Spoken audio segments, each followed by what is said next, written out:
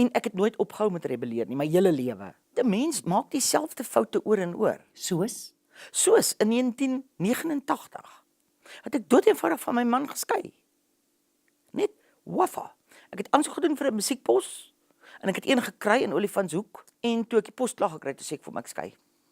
Binne 2 maande was alles verby. Ek is met 'n koffiebeker en 'n teelepel en 2 enkelbedlakens en 2 kussings al weg. Ek het my kinders by hom gelos. Watter verandering het dit in jou lewe gehad? Daar het ek gesien, toe ek weg is en ek daar in die Kalahari beland, het ek gesien hoe mis ek hom.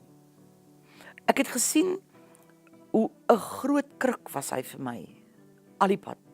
En ons het weer getrou. Hy het met my kom trou in die Kalahari. En daar was weer 'n ander draaipunt in my lewe. En ek dink van daar af, het ek meer stabiel geword.